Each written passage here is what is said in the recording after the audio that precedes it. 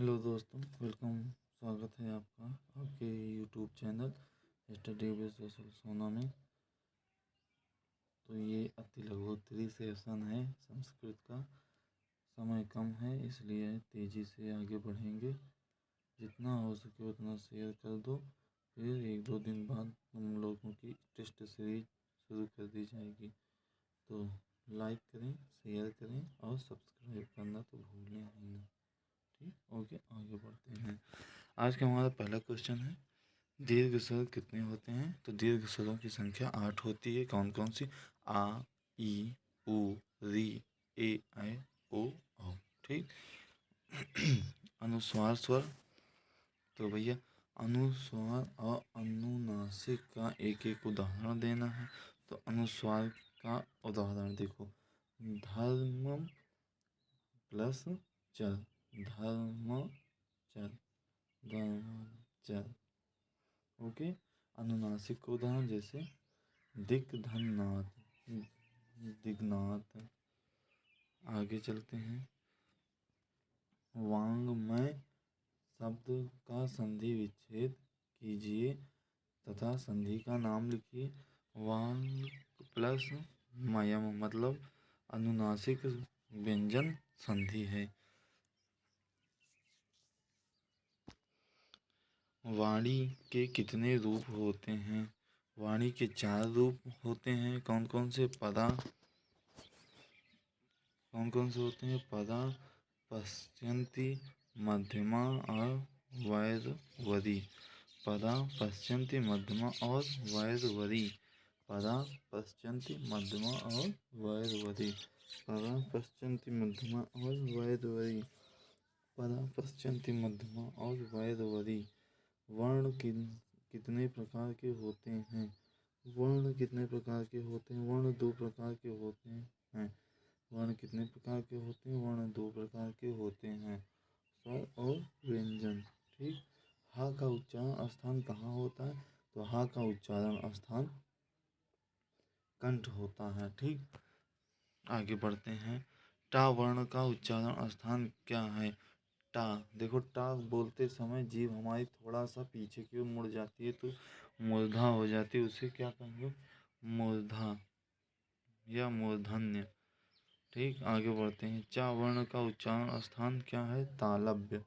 चा वर्ण का उच्चारण स्थान क्या है? तालव्य। ठीक। पा वर्ण का उच्चारण स्थान क्या है? ओष्ठ। पा वर्ण का उच्चारण स्थान क्या है? ओष्ठ। पा वर्ण का उच्चारण स्थान क्या है? ओष्ठ। पा वर्ण का उच्चारण स्थान क्या है? ओष्ठ। ता था दा धा ना से प्रारंभ शब्द का उच्चारण स्थान क्या है? दंत्य। ठीक। आगे बढ़ते हैं, अशुद्ध उच्चारण का कोई एक कारण लिखिए। देखो जरूरी नहीं है कि जो इसमें लिखा है आप वही बोलिए। अशुद्ध उच्चारण इसमें लिखा है माता पिता तथा परिवारजनों का शिक्षित होना। कभी कभी ये होता है ना, कोई कोई शिक्षक भी कभी कभी थोड़ा सा गलत बोल जाते हैं तो उससे भी अशुद्धि आ जाती है, तो वो भी एक कारण है। या फिर संगति का भी प्रभाव पड़ता है तो लड़के उल्टा सीधा बोलने लगते हैं। बहुत सारे कारण हैं, एक लिखना है आप कुछ भी लिख दो। कुछ भी का मतलब ये नहीं कि आप गाना लिख के चले आओ। ठीक। आगे चलिए, संधि के मुख्य रूप कितने? संधि के मुख्य रूप से कितने भेद हैं? तो संधि के मुख्य रूप से 3 भेद होते हैं। ठीक। गुण संधि किसे कहते हैं? तो भैया जहाँ पे ह्रास और दीर्घ आ या आ के बाद यदि ई उ री ली में से कोई भी स्वर आता है तो इन वर्णों के स्थान पर क्रमशः ए ओ अर और अल हो जाता है तो उसे गुण संधि कहते हैं। ठीक। व्यंजन संधि किसे कहते हैं? तो जहाँ किसी व्यंजन का किसी बाद वाले व्यंजन वर्णों के साथ मेल हो जाता है होता है। परस्पर मिलने से जो परिवर्तन होता है उसे व्यंजन संधि कहते हैं। ठीक, या कह सकते हो दो व्यंजनों के मेल से उत्पन्न विकार को व्यंजन संधि कहते हैं। विसर्ग संधि किसे कहते हैं? जहाँ विसर्गों के साथ स्वर या व्यंजन के मेल से कोई विकार उत्पन्न हो तब विसर्ग संधि कहते हैं। ठीक, आगे बढ़ते हैं। समास के कितने भेद होते हैं? तो समास के 5 भेद होते हैं। ठीक, द्वंद्व समास क्या है? इस देखो द्वंद्व समास क्या है? इस समास के दोनों पद प्रधान होते हैं। दोनों पदों का संबंध जोड़ने के लिए चा का प्रयोग किया जाता है। जैसे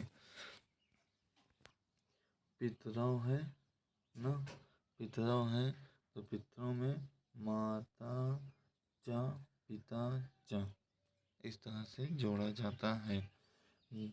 ठीक, द्वंद्व समास कितने प्रकार के होते हैं? द्वंद्व समास 3 प्रकार के होते हैं। द्विगु समास किसे कहते हैं? जिसका पहला पद संख्यावाचक होता है उसे द्विगु समास कहते हैं।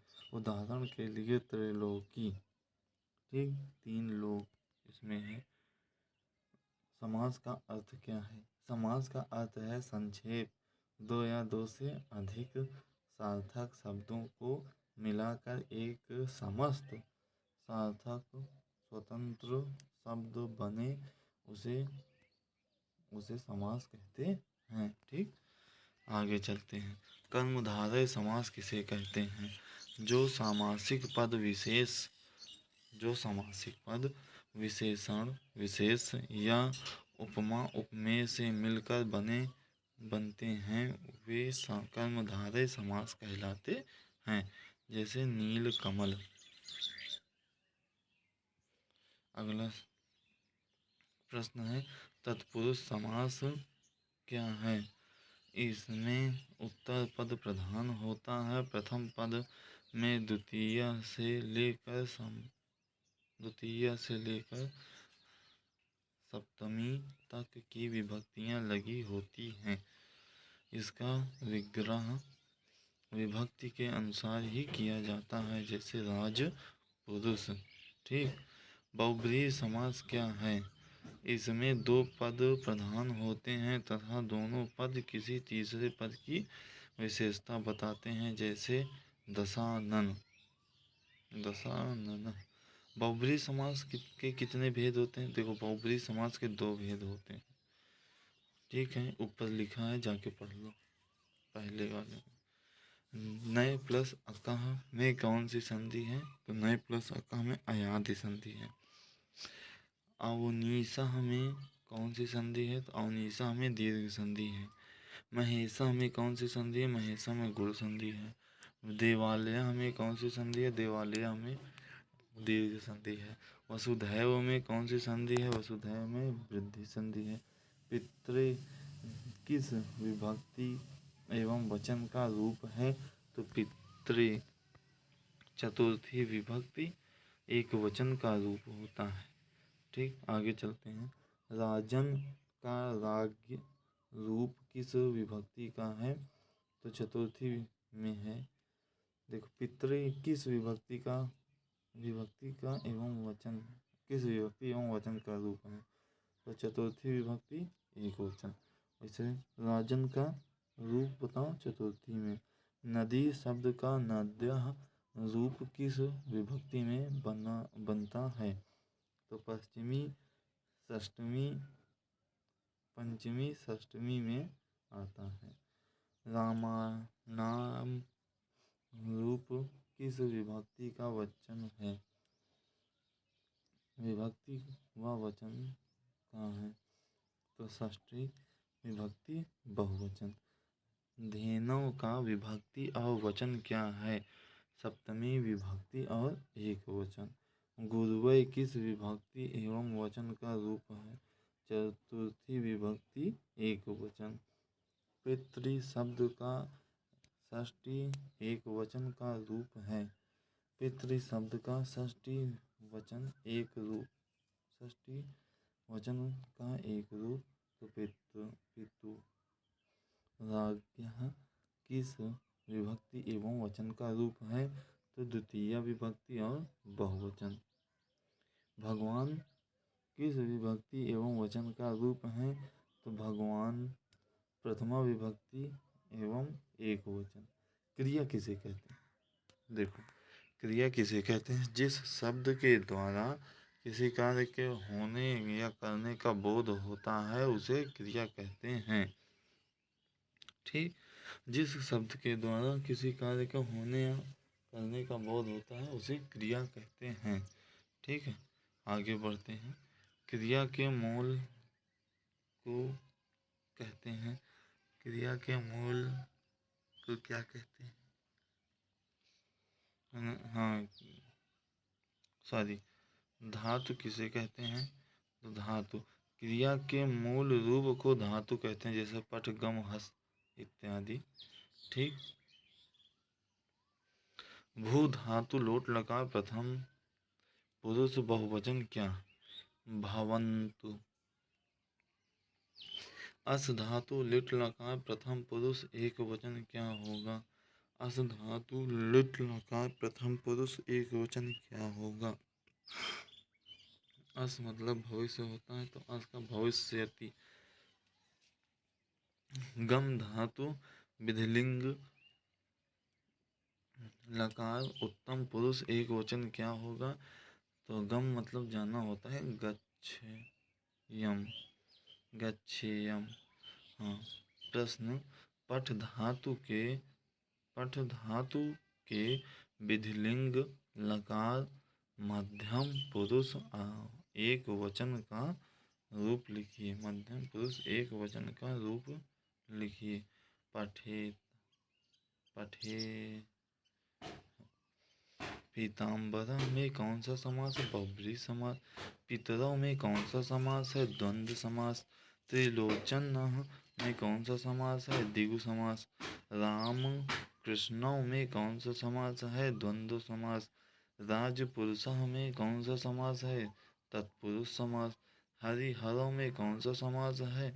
द्वंद्व समास। नीलांबरा में कौन सा समास है? बहुब्रीहि समास। कारक कितने प्रकार के होते हैं तो संस्कृत व्याकरण में 6 कारक माने जाते हैं। तो इसका पता है, इसका वो सूत्र होता है, देखो कौन सा सूत्र होता है देख लो, ये कर्ता कर्म च करणे च संप्रदाने तथैव च अपादानाधिकरणे इत्याहुः कारकाणि षट्। समझे? आगे बढ़ते हैं। हिंदी में कारकों की संख्या कितनी होती है? हिंदी में कारक की संख्या भैया 8 होती है, संस्कृत में 7 होती है। संस्कृत में 6 होती है। रामेण सह सीता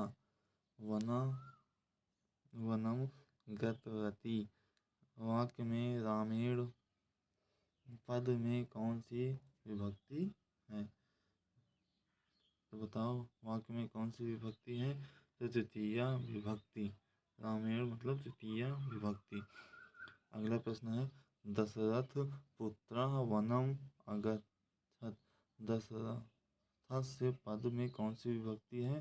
तो दशरथ से पद में षष्ठी विभक्ति है। राम अश्वेन गच्छति। रेखांकित पद में कारक कौन सा कारक एवं विभक्ति है? तो कारक है करण कारक। ठीक, करण कारक और तृतीय विभक्ति है।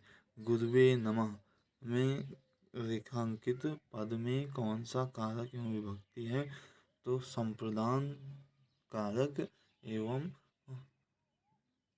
चतुर्थी विभक्ति। ठीक, आगे बढ़ते हैं। श्री गणेशाय नमः। श्री गणेशाय नमः रेखांकित पद में कौन सा कारक एवं विभक्ति है? तो संप्रदान कारक एवं चतुर्थी विभक्ति। नदीषु गंगा श्रेष्ठा। रेखांकित पद में कौन सा कारक एवं विभक्ति है? अधिकरण कारक एवं सप्तमी विभक्ति है। अधिकरण कारक एवं सप्तमी विभक्ति है। ठीक, आगे बढ़ते हैं। ज्ञानाम भानाम क्रियाम बिना। इस श्लोक का अर्थ देखो, उपयोग में न आने वाला ज्ञान भार के समान होता है। विद्या धर्मेण शोभते। इस श्लोक का अर्थ विद्या धर्म से ही शोभा देती है। विद्या धर्मेण शोभते, विद्या धर्म से ही शोभा देती है। आगे बढ़ते हैं। करण कारक का चिन्ह क्या है? करण से के द्वारा। ठीक, अधिकरण कारक का चिन्ह क्या है? में पे पर ऊपर, में पे पर ऊपर। ठीक, सुलेख का अर्थ है। सुलेख का अर्थ बताइए। सुलेख का अर्थ सुंदर और सुस्पष्ट लिखना। अनुलेख का अर्थ है, अनुलेख का अर्थ है जैसा लिखा गया है ठीक वैसा ही लिखना। सुतलेख का अर्थ क्या है? सुतलेख का अर्थ है सुनना, अर्थात सुनकर उसी बात को लिखना। ठीक, प्रत्यय कितने प्रकार के होते हैं? तो ये प्रत्यय मुख्यतः दो प्रकार के होते हैं, कृदंत प्रत्यय और तद्धित प्रत्यय। संस्कृत में उपसर्गों की संख्या, सबसे ज़्यादा उपसर्ग अगर हैं तो सिर्फ संस्कृत में है और किसी में नहीं है। तो संस्कृत में उपसर्गों की संख्या कितनी होती है? 22 मानी जाती है। ठीक, आगे बढ़ते हैं। उपसर्ग क्या होते हैं? ऐसे शब्दांश या ऐसे शब्द जो वाक्य के पूर्व जुड़कर उनके अर्थ में विकार या परिवर्तन कर देते हैं, उसे उपसर्ग कहते हैं। जैसे प्र प्लस हार बराबर प्रहार। वाच्य क्या है? तो भैया वाच्य किसी बात को कहने के ढंग को वाच्य कहते हैं। वाच्य, अगला प्रश्न है वाच्य के कितने भेद हैं? तो वाच्य के 3 भेद हैं। कौन कौन से? कर्तृवाच्य, कर्मवाच्य और भाववाच्य। ठीक, आगे बढ़ते हैं। वी उपसर्ग लगाकर 5 शब्द, जैसे वी से विहार, विजय, विवाद, विराम, विदेश। ठीक, आगे बढ़ते हैं। अनु उपसर्ग का प्रयोग कर कोई 3 शब्द बनाइए। अनु उपसर्ग का प्रयोग कर कोई 3 शब्द बनाइए। अनु मतलब अनुरोध, अनुगमन, अनुग्रह। और बताओ, और जो भी होगा कमेंट बॉक्स में बताना। हाँ, जल्दी बताना लेकिन। प्र प्लस उपसर्ग के प्रयोग से कोई 4 शब्द बनाइए। कोई 4 शब्द बनाइए। प्र मतलब प्रहार, प्रगति, प्रतीक, प्रचार, प्रबंधक। ठीक, आगे बढ़ते हैं।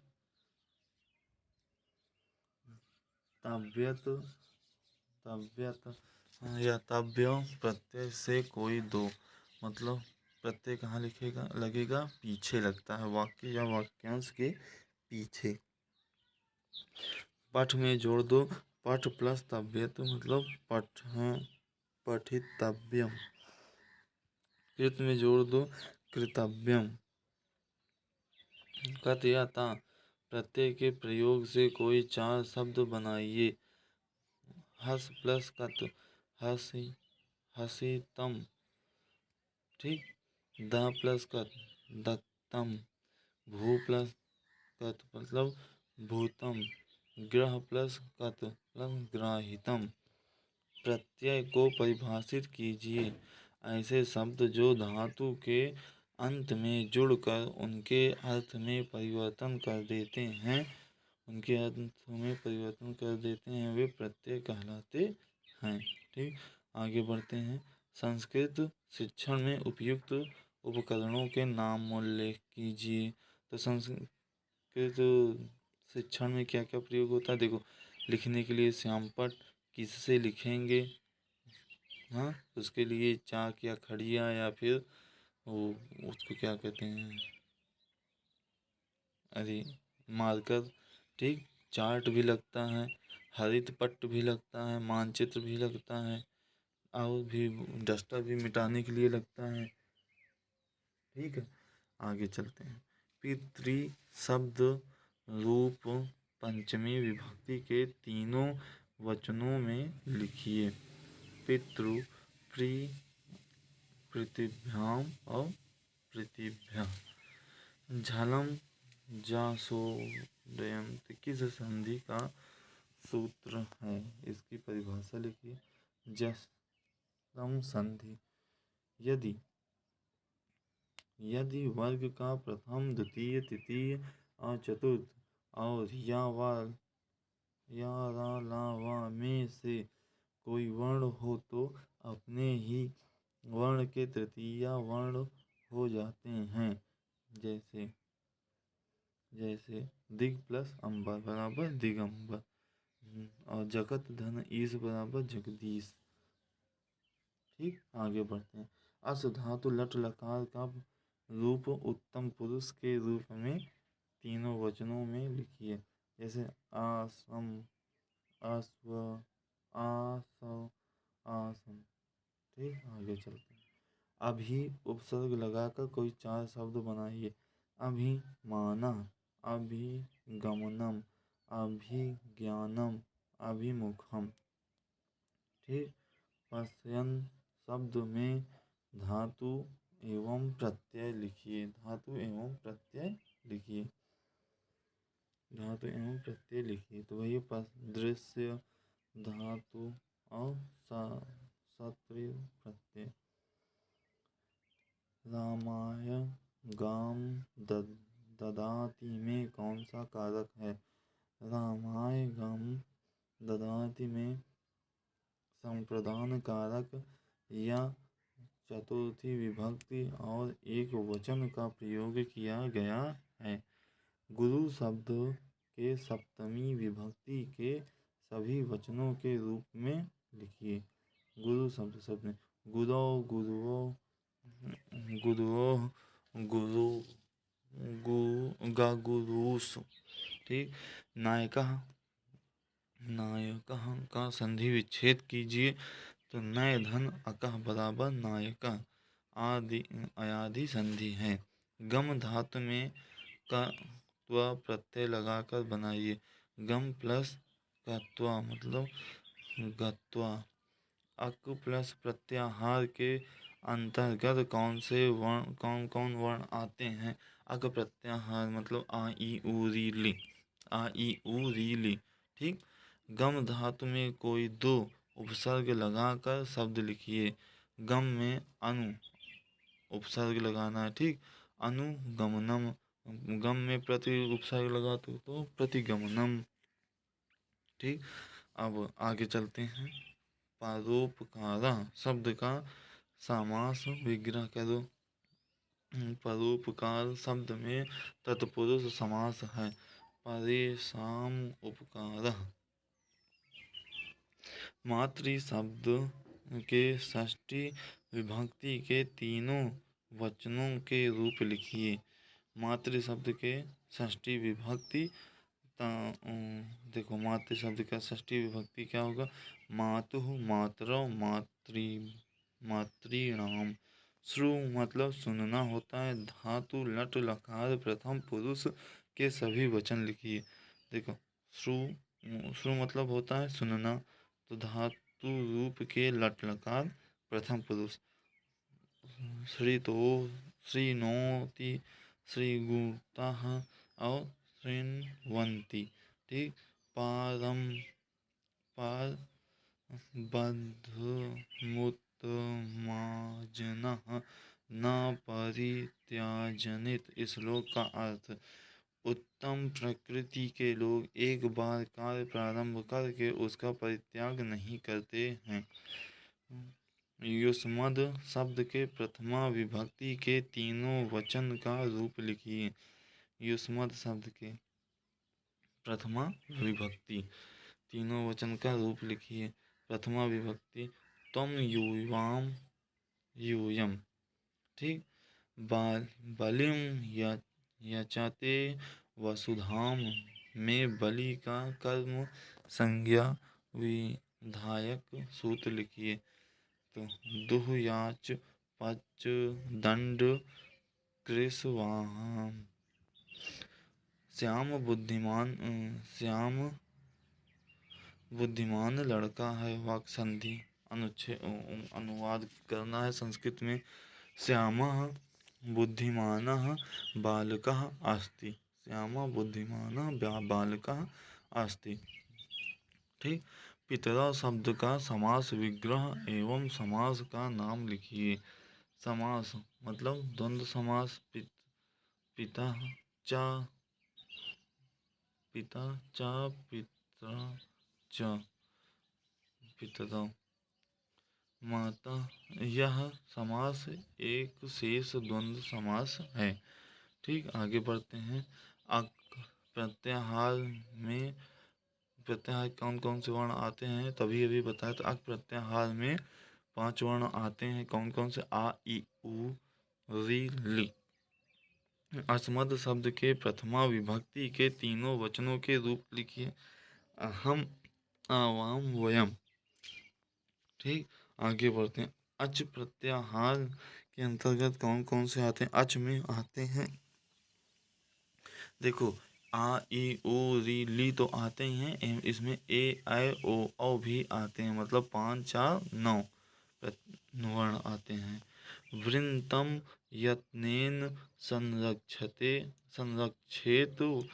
श्लोक का अर्थ चरित्र की रक्षा यत्न पूर्वक करनी चाहिए। क्या होगा? चरित्र की रक्षा यत्न पूर्वक करनी चाहिए।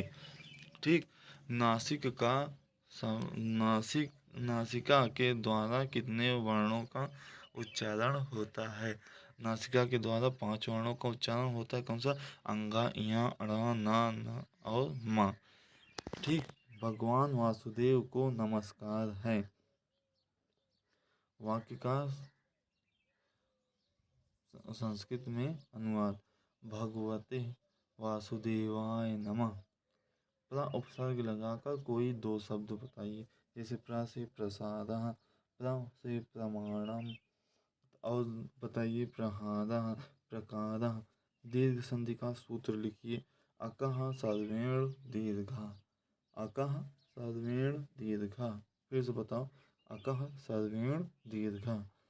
सह, सकहम, समम, सधर्म शब्दों के योग में किन विभक्ति का उपयोग किया गया है?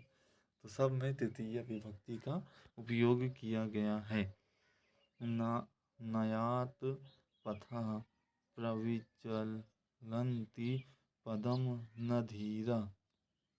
इस श्लोक का अर्थ सज्जन पुरुष न्याय के मार्ग पर चलते हुए कभी विचलित नहीं होते। 21 का संस्कृत में क्या कहेंगे? 21 को संस्कृत में कहेंगे एकविंशति। ठीक। सप्ताध्यायी शब्द में कौन सा समास है? तो द्विगु समास है। सप्ताह मतलब 7 होता है, ये संख्यावाची हो गया। अस्मद शब्द में द्वितीय विभक्ति के तीनों वचन। तो अस्मद, माम, आवाम, आसमान। माम, आवाम, आसमान। ठीक। आगे बढ़ते हैं। संस्कृत में कारक कितने होते हैं? तो संस्कृत में कारक के 6 भेद होते हैं। अगला प्रश्न है अस्मद सर्वनाम शब्द के प्रथम विभक्ति तीनों रूपों या तीनों वचनों के रूप लिखिए। अहम, आवाम, वयम। अहम, आवाम, वयम। त्याज्य न धैर्य विधुरेपि काले। मतलब संकट काल में कभी धैर्य का त्याग नहीं करना चाहिए। अगला प्रश्न है अनुगमनम में कौन सा उपसर्ग है? अनुगमनम में अनु उपसर्ग है। दातुम में कौन सा प्रत्यय है? दातुम में दा प्लस तुमुन, दा प्लस तुम। गोहितम में कौन सा समास है? गोहितम में तत्पुरुष समास है। दीर्घ संधि के सूत्र लिखिए। दीर्घ संधि का सूत्र होता है अका सर्वेण दीर्घा, अका सर्वणे दीर्घा, अका सर्वणे दीर्घा। यदि ह्रास और दीर्घ आ ई उरी के बाद क्रम से आ ई उरी ह्रास आवे तो दोनों स्वर मिलकर दीर्घ स्वर हो जाते हैं, उसे ही संधि कहते हैं, उसे ही दीर्घ संधि कहते हैं। उसे संधि चार प्रकार के होते हैं, जैसे आ प्लस आ प्लस आ बराबर आ, ई प्लस ई बराबर ई, उ प्लस उ बराबर उ, री प्लस री बराबर री। नदी शब्द के प्रथम विभक्ति के तीनों रूप लिखिए। नदी, नद्दो, नदा। 19 संख्या को संस्कृत में क्या लिखेंगे? देखो, इसको दो रूप में लिखते हैं। एक है एकोनविंशति और दूसरा है ऊनविंशति। ठीक। नमः के योग में कौन सा विभक्ति है? नमः में चतुर्थी विभक्ति है। ठीक। आगे बढ़ते हैं। पठ धातु के लोट लकार प्रथम पुरुष के रूप में लिखिए। पठ धातु के लोट लकार प्रथम पुरुष तो देखते हैं पठ, पठतात, पठताम, पठन्तु। ठीक। पठतात, पठताम, पठन्तु। और आगे बढ़ते हैं। चौमासा में कौन सा समास है? चौमासा में द्विगु समास है। चौमासा में द्विगु समास है। ये संख्यावाची है। क्री धातु का लुट लकार का रूप लिखिए। क्री धातु मतलब प्रथम पुरुष। चलो बढ़ते हैं। करिष्यति, करिष्यतः, करिष्यन्ति। आगे एक ये प्रथम पुरुष हो गया। मध्यम पुरुष करिष्यसि, करिष्यथा, करिष्यथ। ठीक। आगे करिष्यामि, करिष्यावः, करिष्यामः। ठीक। एक बार और दोहराते हैं। करिष्यति, करिष्यतः, करिष्यति, करिष्यति, करिष्यतः, करिष्यन्ति। ठीक। करिष्यसि, करिष्यथः, करिष्यथ। उत्तम पुरुष करिष्यामि, करिष्यावः, करिष्यामः। ठीक। तो वीडियो को लाइक करें, शेयर करें, सब्सक्राइब जरूर करें, ये मत भूलिएगा, ज़रूरी है। ठीक। आगे तो मिलते हैं अगले विषय में। तब तक के लिए जय हिंद, जय भारत, वंदे मातरम, जय श्री राम।